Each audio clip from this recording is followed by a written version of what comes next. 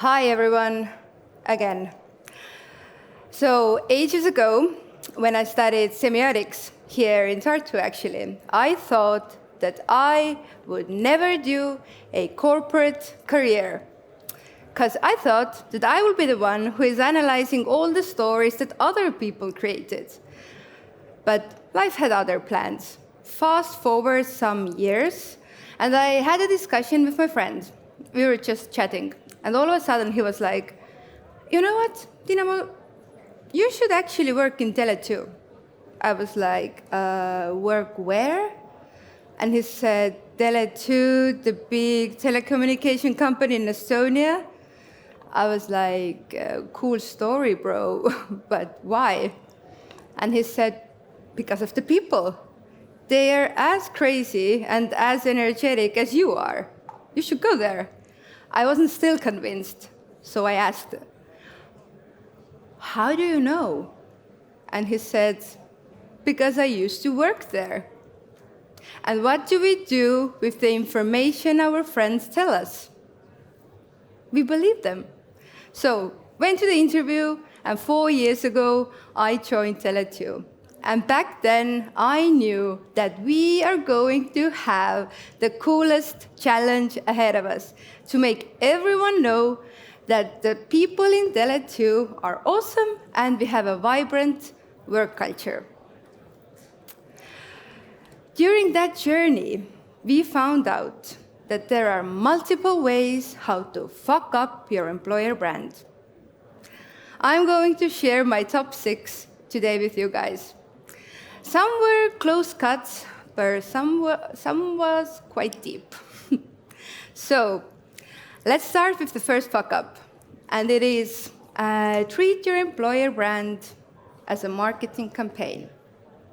As this is the mother of all fuck ups, so to say, I will start from here. If you think that all you need is a campaign in order to attract new talents to work for you, you are going to be really disappointed.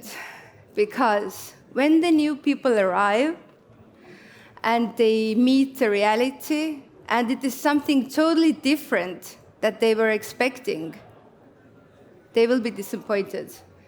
And what will happen? They will either leave, be unhappy, or start to undermine your culture. So, employer branding shouldn't be treated as a campaign to make your shitty gift shine brighter.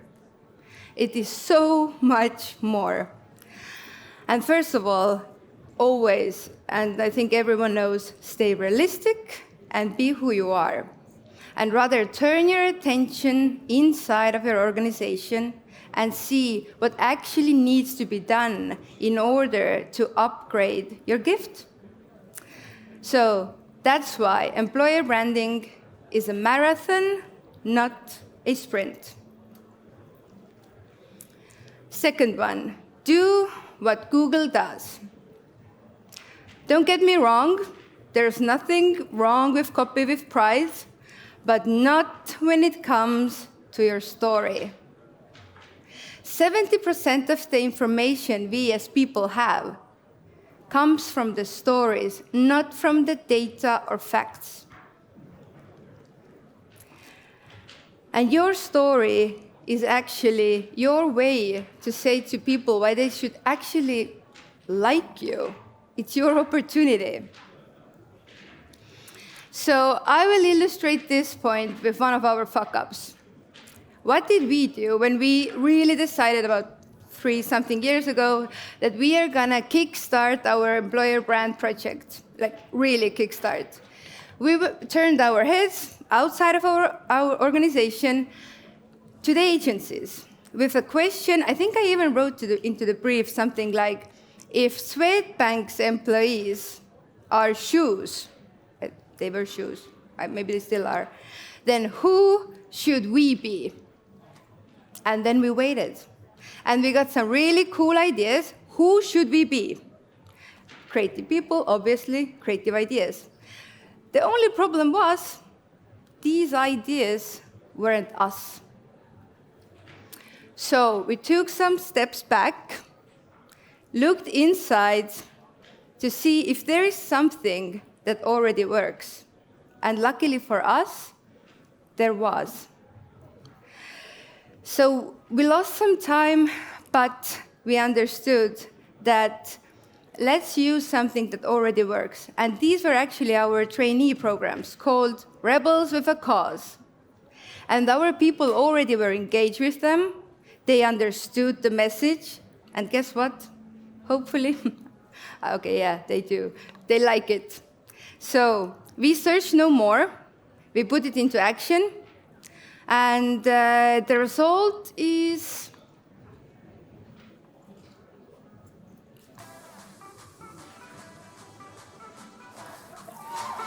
esimene kõige olulisem asi ei tööta, minu trikk ei tööta.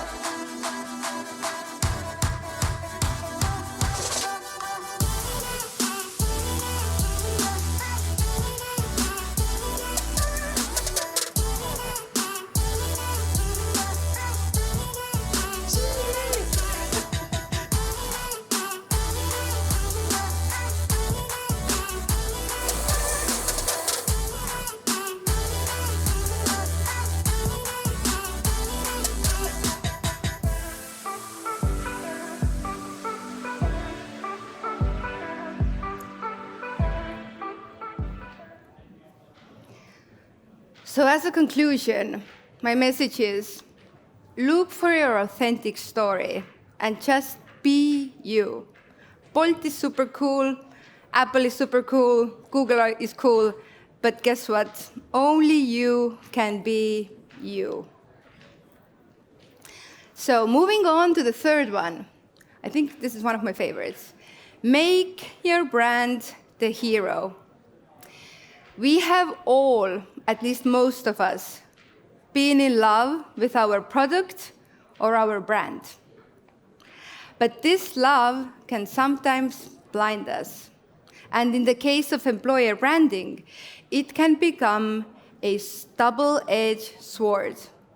And it can cut quite deep when you want to be the hero in your employee's story. Because no one wants to be the sidekick of their story. So to illustrate this one, we wanted for our employees to become the brand ambassadors of our brand. Don't we all? And we thought that we knew the answer to this question, how to do it.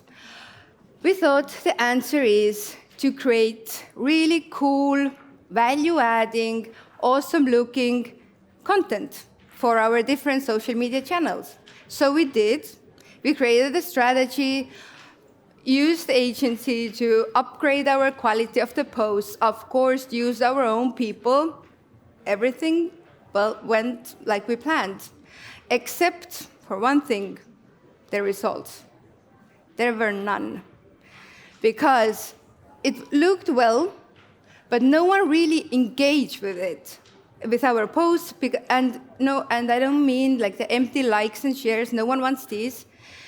We didn't understand why don't our people write posts about how great we are. And then we realized, oh my God, damn, we have wanted to be the heroes in our employee stories.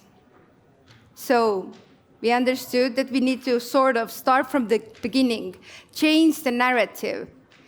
We understood that we need to start creating awareness. Why do our people need to think about their personal brands?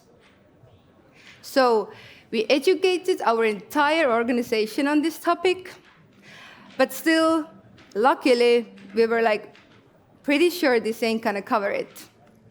So what we did, we created an in-house brand ambassador program called Telehaiplased.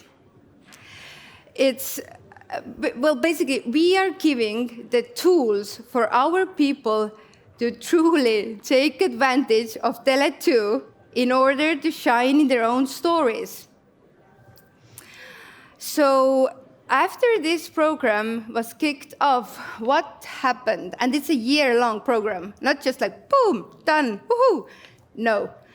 So what happened is massive growth in posts, like meaning, okay, I don't know if you can read from there, but posts that really showed our people in their own lives and how they integrated Tele2 into their stories.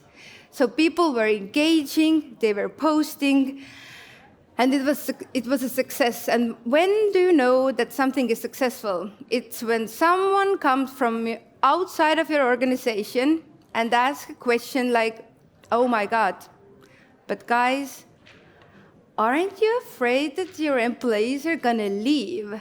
Because basically what you're doing is telling them to upgrade their CVs.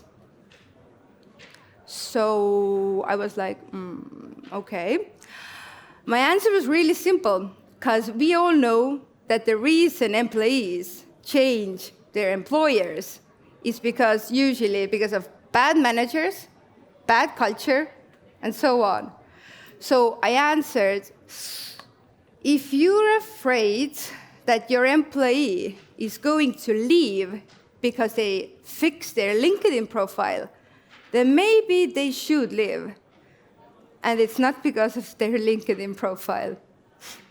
So don't be afraid of making your people the heroes. They deserve it, and so does your company. The fourth one. Everything comes down to budget. I think most of us, at least who do marketing, have heard this before.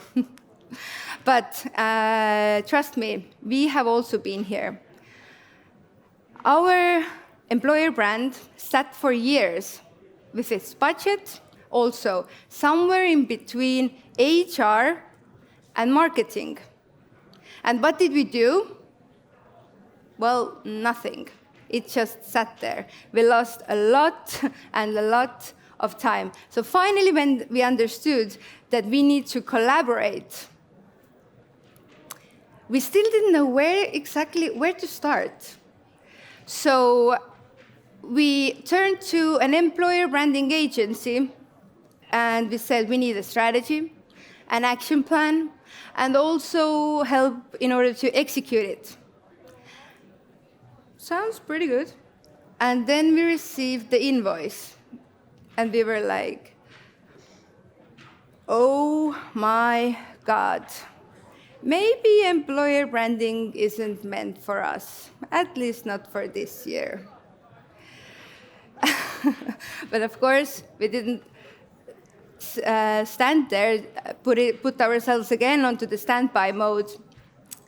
We understood that we know the fact that most of the problems start because of the lack of in-house communication. We knew that we need to do something differently already in Tele2 itself. So we changed the attitude towards our in-house communication. We upgraded our in-house newsletters. We started to do campaign lives. We started to communicate with our people. We started to communicate our values, why we have a culture that we have. And the result was that people started to engage more with our entire communication, with the entire organization. So in a nutshell, communication doesn't always have to be expensive. One of the most popular channel is still our Facebook group called Tele2lased, zero budget there. But the communication needs to be done. And as we know, done is better than perfect. And then concentrate only on your leadership team. We did also this one for years. We had professional, good-looking photos of our leadership team and of our official spokesperson that we used in PR. But we had 360 people working in Tele2, and we only had 10 plus good-looking professional photos. Do you think there's something wrong with that? Well, we thought that there is. So what we did is that we kicked this year off with a massive photo shoot for our entire organization.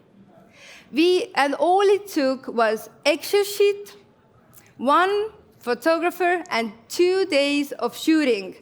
And we got 156 participants for this photo shoot. And as a result, people were happy. They felt appreciated. And due to that, they updated their socials. They also, our in-house team, little windows look so much better now. And here, one thing. Make cool merch for everyone. Sometimes, still, I see like people think that, okay, we have a company, we need some merch, that means we need to put our logo somewhere. But do we create merch for our people or for our company? I think it should be for the people. So make it as cool so that even Nöp would wear it. Or fancy or elegant, whatever it is that makes your people float. And your CEO shouldn't be the only one running around with the hoodie with its logo. So on to the final fuck up of today. If you can't measure it, don't do it. Considering that we live in a work environment when we hear daily words like ROI, OKRs, KPIs, so on, then why is this a fuck up? But for me, this principle leads back a little bit to Mad Men era, when talking about culture and branding. So how do you measure energy and vibe? And isn't this that your culture really needs? So, and we had an in-house challenge. We have the office people, and then we have our customer-facing people who work in the stores or in call center. And we had a challenge. How do we get these customer-facing people believe and also get them into the same vibe with the Rebels with a Cause that the rest of us already were tuning into? So as a solution, we figured out that maybe we should create an in-house development plan for our customer-facing people. So we created Customer Service League. We invested a lot into this project itself and also to the communication. And why did we do that? Because we knew that they need to feel appreciated for them to start to believe in that message. But how did we measure it? Well, we didn't have any real KPIs actually, because we had no ideas how it will turn out. And it turned out something like this. Uudised ebaviisakast ja tuimast teenindusest levivad kiiresti. Meie telekakslased ei saa seda lihtsalt pealt vaadata. Me mässame halva teeninduse vastu, sest maailm väärib parimat teeninduskogemust. Üks meeskond.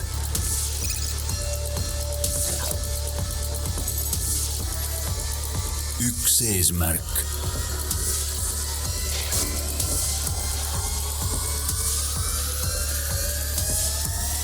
Tele2 teenindusliiga. Põhjusega mässajad.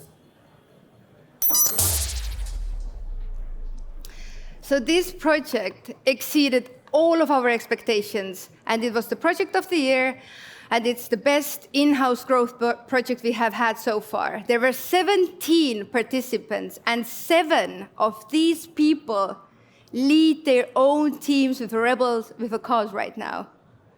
And so this is why you should not kill projects that you can't measure the instant ROI that your management wants to see.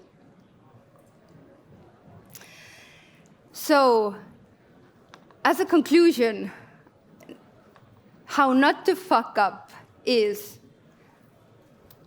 think about your people. Be authentic. Be you. And also, everything starts from the culture. But that said, we also know that it's super important and okay to make mistakes. Because when we make mistakes, we learn and we grow. But as we know also, smart people learn from other people's mistakes. So I hope you got some insights and ideas on what not to do when it comes to employer branding. Thank you.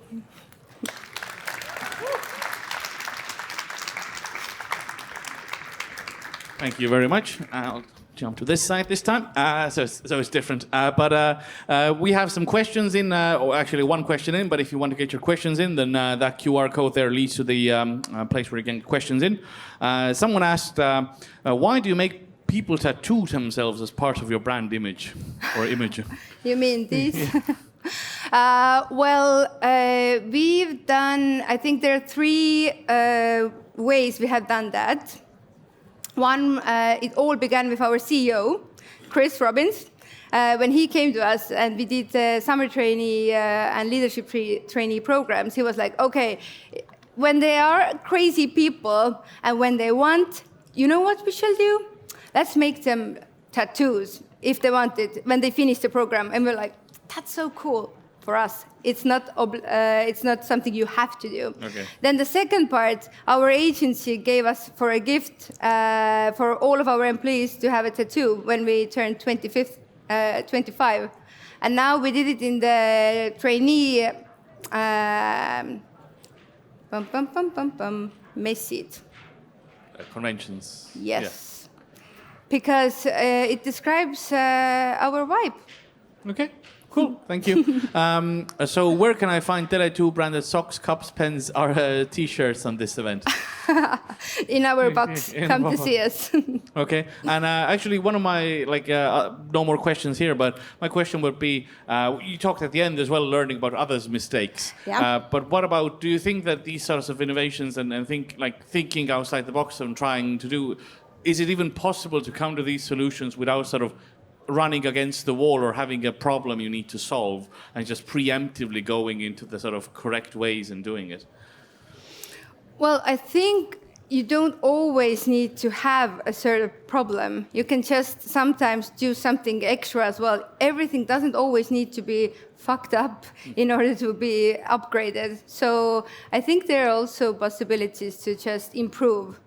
Okay, and just preemptively think about the situation before it becomes a problem. Exactly. Okay. Well, thank you very much for your time. Thank you for your presentation. Thank you. Thank you.